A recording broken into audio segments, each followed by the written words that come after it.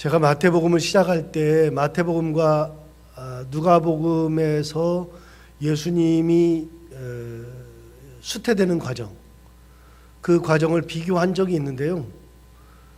다시 한번 살펴보고 그렇게 넘어가도록 하겠습니다. 왜냐하면 마태가 본 수태의 과정과 누가가 본 수태의 과정이 굉장히 다르거든요. 마태복음은 이 수태의 모든 과정 속에 마리아가 없어요. 마태복음 1장 한번 가볼까요? 1장.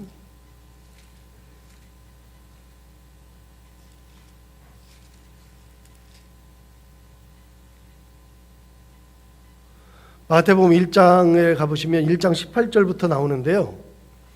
1장 18절 한번 볼까요? 예수 그리스도의 나심은 이러하니라. 그의 어머니 마리아가 요셉과 약혼하고 동거하기 전에 성령으로 잉태된 것이 나타났다. 그래서 성령으로 잉태된 것이 나타난 이야기를 해요. 그런데 그 이야기를 하면서 무슨 얘기하느냐? 19절을 보시면 그의 남편 요셉은 의로운 사람이라 그를 드러내지 않고 아니하고 가만히 끊고자 하여 이 일을 생각할 때에 그랬죠. 그러니까 이 수태되는 이야기를 할 때, 잉태된 얘기할 때 그때 마리아 얘기를 하는 게 아니라 요셉 얘기를 하죠. 그의 남편 요셉은 의로운 사람이라 하면서 시작하면서 그 남편이 의롭기 때문에 마리아가 수태된 것을, 잉태된 걸 알고 그를 드러내지 않고 가만히 끊고자 해서 이것을 생각했다. 그렇게 얘기해요. 자, 20절 다시 20절을 또 보시면 이 일을 생각할 때에 주의 사자가 현몽하여 이르되 다윗의 자손 요셉아 내 아내 마리아 데려오기를 무서워하지 말라. 그에게 잉태된 자는 성령으로 된 것이라. 그러면서 그걸 끊으려고 했을 때 주의 사자가 요셉에게 얘기하죠. 다윗의 자손 요셉아 내 아내 마리아 데려오기를 무서워하지 말아라. 그러면서 아내 데려오는 것을 무서워하지 말래요. 그래서 요셉에게 계속 얘기해요.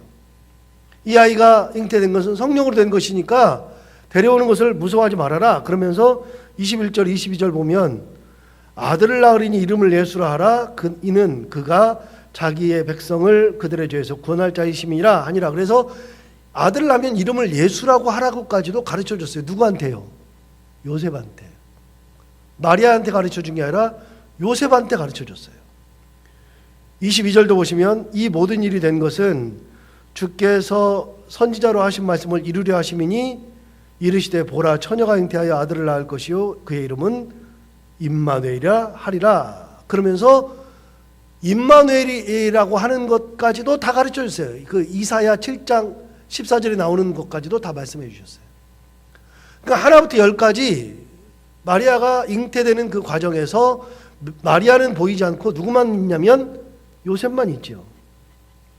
자, 24절 보시면 요셉이 잠에서 깨어 일어나 주의 사자의 분부대로 행하여 그의 아내를 데려왔다라고 되어 있는데 여기도 역시 마리아가 없잖아요.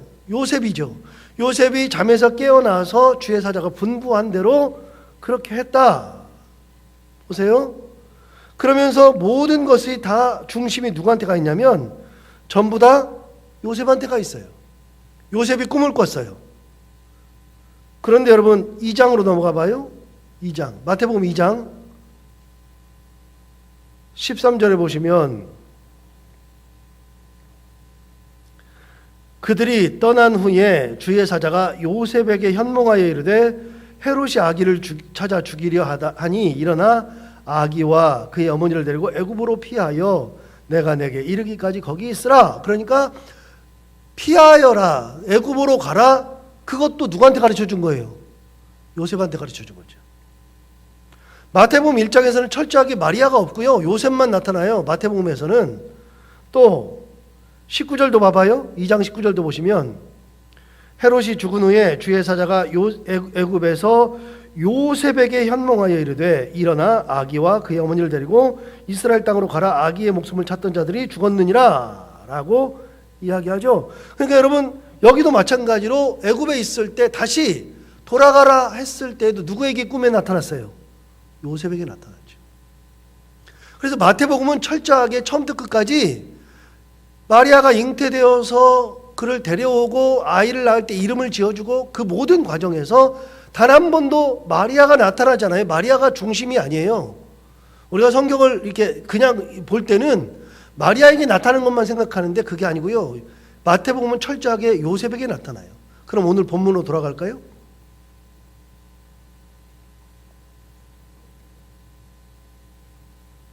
오늘 본문에 보면은 누가 나오냐면 26절을 볼까요? 26절 보시면 여섯째 달에 천사 가브리엘이 하나님의 보내심을 받아 갈릴리 나사렛이란 동네에 가서 다윗의 자손 요셉이라 하는 사람과 약혼한 처녀에게 이르니 그 처녀의 이름은 마리아라. 그에게 들어가 이르되 은혜를 받은 자여 평안할지어다 주께서 너와 함께 하시도다 하니 처녀가 그 말을 듣고 놀라 이런 인사가 어찌 됨인가 생각했다. 자, 누가복음에 보면 예수님을 잉태할 때 당시의 상황을 이야기하는데 그때 상황을 요셉에게는 나타나는 것이 아니라 누구에게 나타나서 말씀하시냐면 마리아에게 말씀하세요. 마리아가 잉태를 하는 그 장면을 잉태하는 장면을 마태복음에서는 뺐어요. 그러니까 잉태를 이미 했어요. 마태복음에서는. 그런데 누가복음에는 잉태하는 장면이 나오죠. 마태복음에서는 말하지 않았던 것을 누가복음에서는 말하죠.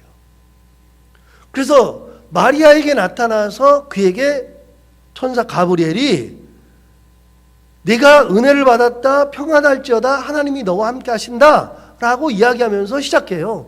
그러니까 모든 중심에 누가 있냐면 이제는 마리아가 있어요. 여러분, 마리아가 있든 요셉이 있든 물론 관점이 달라요. 쓰는 관점이 달라요. 그래서 성경을요 우리가 잘 모를 때는 똑같다고 생각하지만 여러분, 쓰는 사람이 어떤 생각을 가지고 어떤 관점을 가지고 쓰느냐에서 달라져요. 마태가 쓰는 관점은요 마리아에게 관점이 있는 게 아니라 요셉에게 관점이 있어요. 그런데 누가가 쓸 때 누가는 누구에게 관심을 가지고 있냐면 마리아에게 관심을 가지고 있거든요. 그럼 마리아에게 관심을 가지고 있으니까 쓰는 내용 자체가 달라지죠. 그런데 중요한 게 있어요.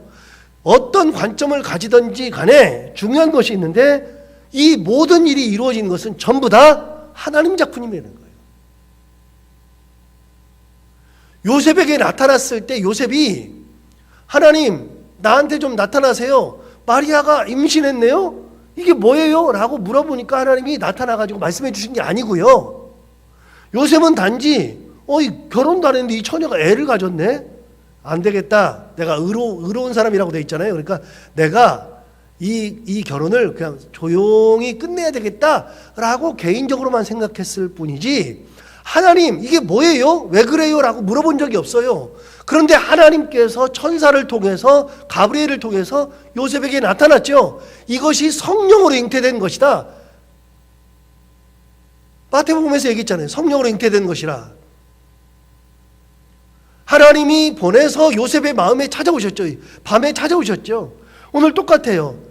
마리아가 하나님 나는 꼭 하나님의 아들을 잉태하고 싶어요 라고 한 적이 없잖아요. 그런 얘기를 한 적이 없이 어느 날 갑자기 성령이 찾아온다고요.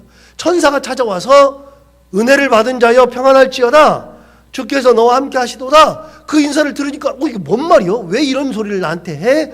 그 얘기한다고 그랬잖아요. 자 28절 29절 다시 봐봐요. 그에게 들어가 이르되 은혜를 받은 자여 평안할지어다 주께서 너와 함께 하시도다 하니 처녀가 그 말을 듣고 놀라 이런 인사가 어찌 됨인가 생각하였다. 여러분 놀랐어요. 깜짝 놀랐어요. 왜 나한테 와서 이런 얘기를 하지? 하고서 놀랐을 뿐이에요. 그러니까 이 예수님께서 잉태할 당시에 하나부터 열까지 내가 이렇게 해야지라는 게 없고요. 모든 주관은 다 누가 하시냐면 하나님이 하신 거예요. 하나님이 찾아오셔서 요셉에게 말씀하시고 하나님이 찾아오셔서 마리아가 잉태하도록 만드셨고 요셉이나 마리아가 한 일은요 아무것도 없어요. 아무것도 없어요. 하나님이 일방적으로 찾아갔어요. 찾아가셔서 그에게 들어가서 잉태하게 하시고 그리고 잉태한 자기 약혼자가 잉태했을 때 그것을 끊으려고 했을 때에 그러지 말아라. 성령으로 잉태된 것이다. 그러니 내 아내 마리아 데려오기를 두려워하지 말아라. 다 하셨죠. 여러분 처음부터 끝까지 누구 작품이라고요? 하나님 작품이라고요. 사람이 개입하지 않았고요. 사람이 개입할 생각조차도 한 적이 없어요. 하나부터 열까지 사람의 개입은 없고 하나님이 처음부터 끝까지 다 하셨어요. 일방적으로 찾아오셔서 선택하셔서 찾아오시고 그리고 역사하셨죠. 그러면 요셉이 해야 되는 일과 마리아가 해야 되는 일은요, 그들이 해야 되는 것은 아무것도 없어요. 말씀에 순종하는 거예요. 요셉이 그 말을 들었을 때 말도 안 돼요 라고 하지 않고 천사가 말해줬을 때 그의 아내를 데려와서 어떻게 했어요? 그의 아내와 아이를 낳을 때까지 동침하지 않았다. 그게 마태복음 1장 마지막에 나오죠. 동침하지 않았어요. 동침하지 않고 끝까지 천사가 이야기한 것, 성령께서 말씀하신 것을 그대로 받아서 순종했죠. 순종에게 순종했을 때의 역사가 일어났죠. 여러분, 마리아는 어떻게 했어요? 마리아가 어떻게 했냐면 38절 봐봐요. 본문 38절, 마리아가 이르되 주의 여종이오니 말씀대로 내게 이루어지이다 하매 천사가 떠나가니라. 여러분, 마리아도 똑같이 어떻게 했냐면 하나님의 말씀에 순종했어요. 순종.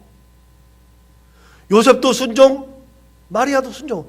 그러니까 이 일은 하나님으로부터 나타났는데, 하나님으로부터 나타났을 때 사람의 역할이 뭐냐? 사람의 역할은 그 말씀을 가지고서 저항한 게 아니라 내 뜻이랑 안 맞는데요? 하나님이 뭔 말이에요? 라고 하는 것이 아니라 말씀이 주어졌을 때에는 그 말씀에 뭐 하는 거예요? 순종하는 거예요. 답은 순종이에요. 다른 것이 없어요. 그냥 순종하는 것밖에 없어요. 하나님의 의도를 받았을 때에 그대로 순종하는 거예요. 그런데 여러분, 놀라운 게 하나 더 있어요. 여러분 25절 다시 봐봐요. 26절을 봐봐요. 26절을 보면 뭐라고 되어 있냐면 여섯째 달에 천사 가브리엘이 하나님의 보내심을 받아 갈릴리 나사렛이라는 동네에 갔다 그랬는데, 여러분, 천사 가브리엘도 지가 온 게 아니에요. 자기가 내가 요셉한테 가야지, 내가 마리아한테 가야지, 그런 적이 없어요. 가브리엘도 어떻게 했어요? 가브리엘도 26절 답에 나오네요. 다시 읽어볼까요? 여섯째 달에 천사 가브리엘이 그 다음 뭐라고 되어 있어요? 하나님의 보내심을 받았어요. 가브리엘도 자기가 뭔가를 한 게 아니라 가브리엘도 하나님의 보내심을 받아서 순종해서 찾아가는 거예요. 하나부터 열까지 가브리엘도 그렇고 요셉도 그렇고 마리아도 그렇고 하나님의 말씀에는 뭐 하라고요? 순종하는 거라고요. 순종하는 거. 주께서 내게 그런 마음을 주신 것에도 순종하는 것이고, 주께서 나를 이끌어 가실 때에도 순종하는 것이고, 아브라함이 그렇게 했잖아요. 아브라함이 어떻게 했어요? 아브라함이 75세가 되었을 때 하나님이 너는 너의 고향과 친척과 아버지의 집을 떠나서 내가 내게 보여줄 땅으로 가라. 그랬을 때 보여줄 땅이 어딘지도 모르는데 어디로 가야 할지, 어떻게 가야 할지 아무것도 모르는데 아브라함 어떻게 했어요? 그 말씀대로 순종해서 갔잖아요.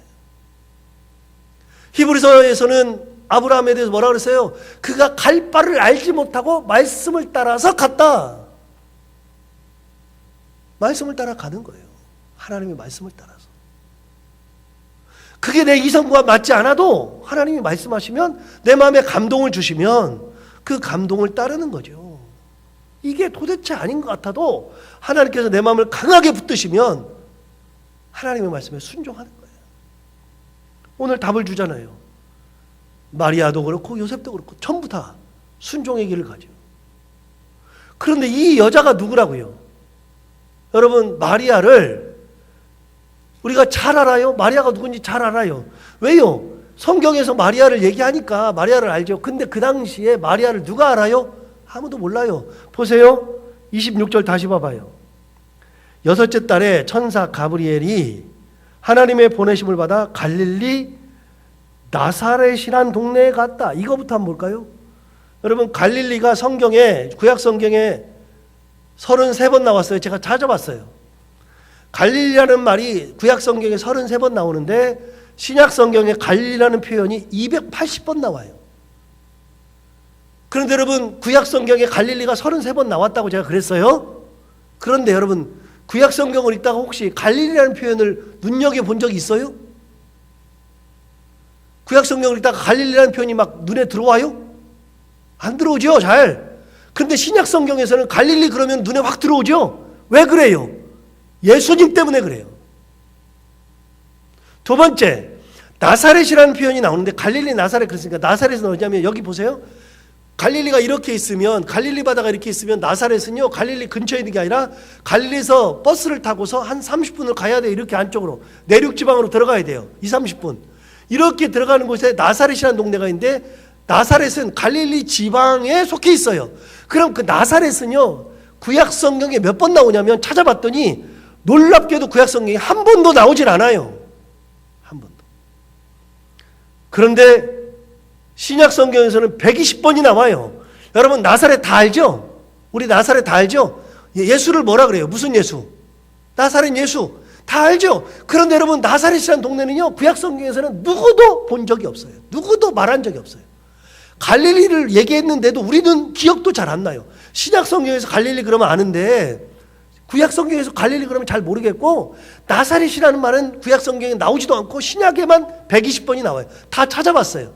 근데 120번 나오는데 여러분 나사렛이 왜 유명해졌어요?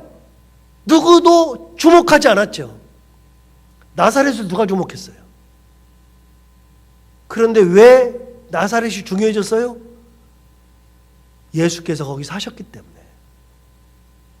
아무도 주목하지 않아도 하나님의 은혜가 임한 곳이 가장 중요한 곳이 된단 말이에요. 하나 더 갈까요? 여러분 예수님의 아버지인 요셉을 누가 알아요? 당시에 요셉이라는 사람이 구약 성경에 나와요? 안 나오죠. 요셉이 어디부터 나와요? 예수님 태어날 때부터 마태복음 1장부터 요셉이 나오는데 그 요셉을 누가 알았어요? 당대의 사람들이 다 알지도 못했고, 목수라 알지도 못했고, 그리고 나중에 예수님이 고향에 가서 기적을 행할 때 사람들이 그랬잖아요. 얘가 누구지? 누구야? 목수 아들 요셉 아들 아니야? 마리아 아들 아니야?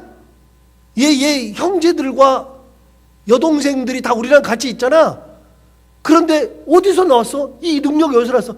사람들이요, 갈릴리 사람들이, 나사렛 사람들이 예수를 엄청 무시했어요. 그래서 예수님이 뭐라 그랬어요?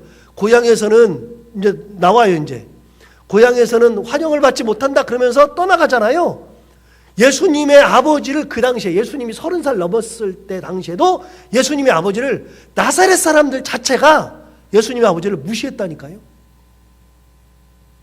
그런데 요셉이 유명해졌죠. 왜 그래요? 다시요. 왜 그러느냐면 하나님의 은혜가 임하는 곳이 귀한 곳이 되는 거예요. 내가 귀하기 때문에 내가 귀한 사람이 되는 게 아니라 하나님의 은혜가 내게 임하였을 때 내가 귀한 존재가 되는 거예요. 나사렛이라는 곳은 하나도 몰랐어요. 몰랐는데 하나님의 은혜가 거기 임하니까 그 동네가 유명해진 거고요. 요셉은 아무것도 아닌 사람, 무시받던 사람인데 그 요셉이 하나님의 은혜가 임하니까 요셉이 귀한 분이 된 거예요. 하나 더 갈까요? 세 번째로 하나 더 갈까요? 여러분 요셉보다도 더 유명하지 않은 사람이 마리아예요. 당대 여자들은요 이름도 없고 빛도 없어요. 아무것도 없어요. 마리아는 아무것도 없는데 놀랍게도 여러분 우리가 요셉은 잘 몰라도 누구는 알아요? 마리아는 알아요. 요셉보다는 더 유명해요. 그런데 여러분 마리아 같은 사람은 가장 별 볼 일이 없는 여인인데 그 여인이 가장 귀한 여인이 된 거는 하나님의 은혜가 임하고 예수를 낳았기 때문에 유명해진 거예요. 귀한 것이 돼요. 에베소를 가면 우리 성지순례 가면서 제가 에베소를 가서 보여드린 곳이 있어요.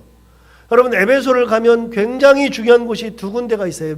굉장히 에베소는 볼 것이 많은데 그중에 우리 개신교 사람들은 진짜 잘 안 가는 곳인데 그 에베소 그 도시 옛날 구도시 그 도시 옆에 산이 이렇게 있는데 산 너머를 내려가 보면 산을 넘어가 보면 버스를 타고 넘어가야 돼요. 일반 못 가요. 버스를 타고 넘어가 보면 이 산 너머에 버스 타고 한 10분, 5분, 10분 넘어가면 거기에 뭐가 있냐면 마리아가 살던 집이 있어요. 거기에 최후를, 마리아가 마지막을 보냈던 집이 거기 있어요. 집이. 거기를 가보면 개신교인들이 잘 안 가죠. 왜냐하면 마리아 숭배 사상이 없으니까. 천주교인들은요, 에베소로 가면 반드시 들르는 곳이 거기예요.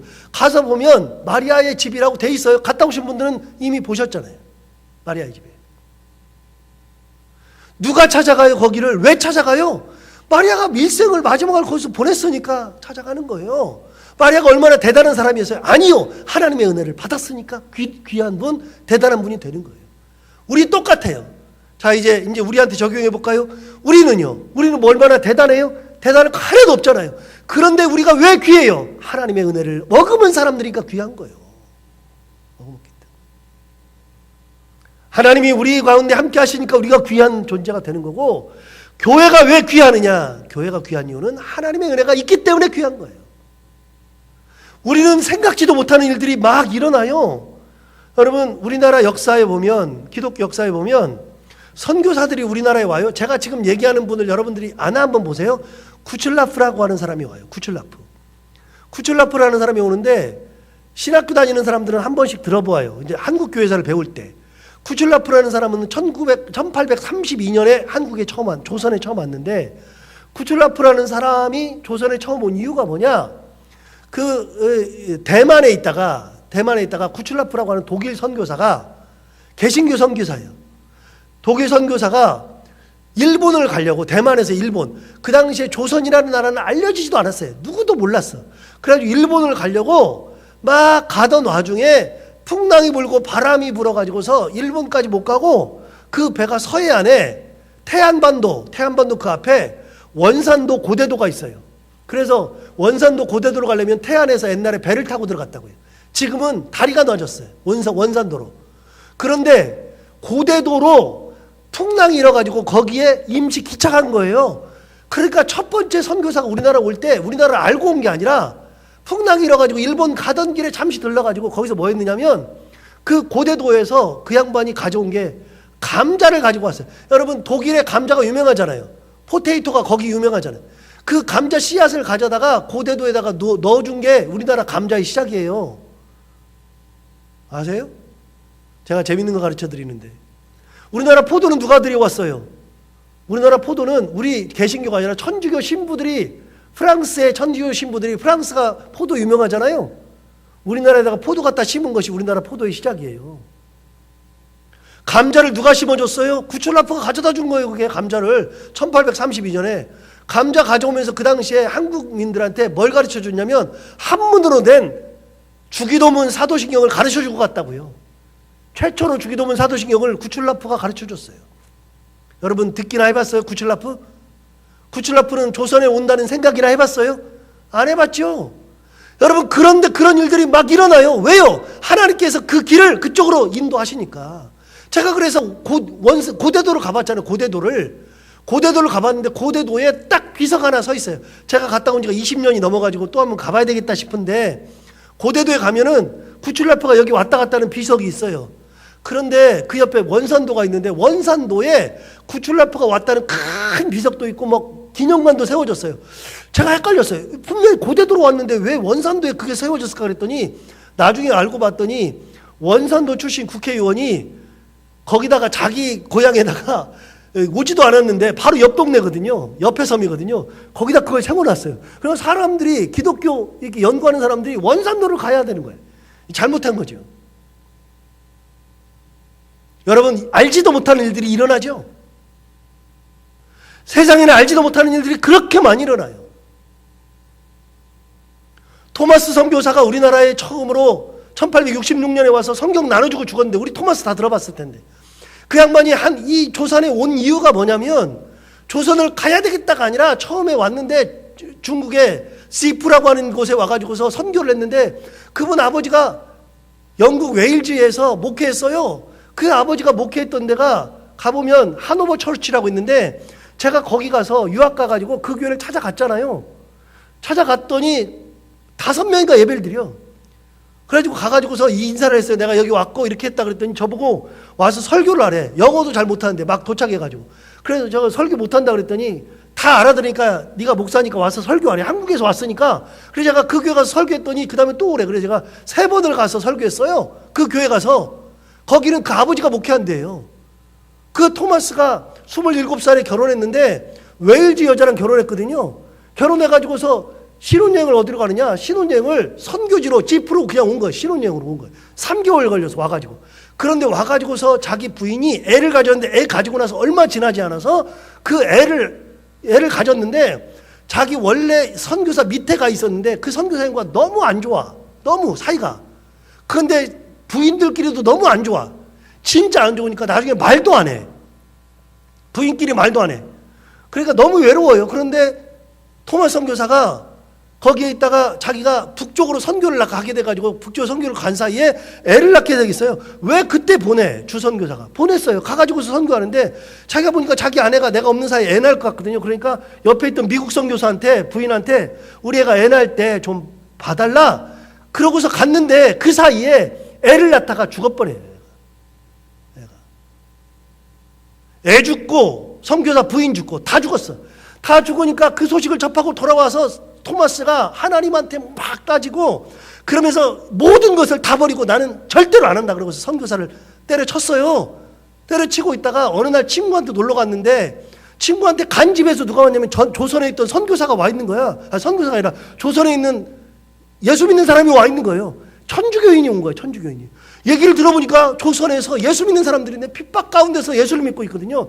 그 얘기를 듣자마자 조선은 생각해 본 적도 없었는데 아 그래 내가 조선에 가야지 그러면서 선교사를 다시 재개했다가 성경 들고 와가지고 우리나라 첫 번째로 대동강에 왔다가 거기서 죽은 거예요. 제1호 순교자가 나온 거예요. 여러분 알기나 해요? 이게 있는지도 몰라요. 조선이 있는지도 몰라요. 놀랍게도 언더우드 선교사는요. 우리 장로교회 최고의 선교사인데 언더우드 선교사는 당대에 조선이 있는지도 모르고 그 사람은 끊임없이 나는 선교사가 돼야 되겠다 그러고 선교를 하려고 그랬는데 그때 기도하던 데가 어디냐면 인도 기도하고 있어요. 인도. 나는 하나님이 인도로 보내주시옵소서 인도를 막 기도하고 있는데 어느 날 하나님께서 그의 방향을 확 들어가지고 조선으로 가라니까 내가 알지도 못하는 조선을 어떻게 가요? 그러니까 가라 그러니까 그 마음이 어떻게 할 수가 없어가지고서 야 그래 하나님이 난 조선을 보내는데 어떡하냐 그러면서 고민하다가 기도하다가 하나님이 보내시니까 조선으로 온 거예요. 언더우드가 알고 온 게 아니라 하나님이 방향을 틀어서 오신 거예요. 옛날에 조선이 그랬어요. 조선으로 온 선교사들이 조선을 알지도 못하고 조선으로 왔어요. 그런데 이 땅이요 선교사를 파송하는 것을 보면 미국 다음으로 선교사를 가장 많이 파송하고 있고요. 미국이 선교사를 가장 많이 파송하고 있지만 미국에는 기독교인들이 많아요. 그 중에서 이만큼인데 우리는 기독교인이 적어요. 적은데 이만큼이에요. 선교사 파송률이 우리나라가 1위예요. 1위. 그런 나라가 됐어요. 어떻게 해요? 순종할 때.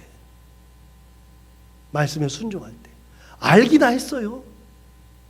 알지 못해도 하나님의 은혜가 임하는 곳은 귀한 곳이 되는 거예요. 그리고 그곳에서 순종할 때 역사가 일어나는 거예요. 역사가. 내 고집대로 하는 것이 좋은 것이 아니라 말씀에 순종하는 것이 귀한 거예요. 말씀을 붙들고 사는 거죠. 다른 건 다 그만두고 맨 마지막 절 한 절 다시 읽어봐요. 36절부터 볼까요? 36절 보시면 천사가 얘기해줘요. 보라 내 친족 엘리사벳도 늙어서 아들을 배었느니라. 본래 임신하지 못한다고 알려진 이가 이미 6달이 되었나니 대저 하나님의 모든 말씀은 능하지 못하심이 없느니라. 그 말을 듣자마자 마리아가 이렇게 얘기했어요. 마리아가 이르되 38절 주의 여종이 오니 말씀대로 내게 이루어지이다 하며 천사가 떠나가니라. 예, 다른 게 필요 없어요. 하나님, 내가 하나님의 사람이 오니 말씀대로 내게 이루어지기를 원하나이다. 순종하는 데 답이 있고요. 순종하는 데 역사가 있어요.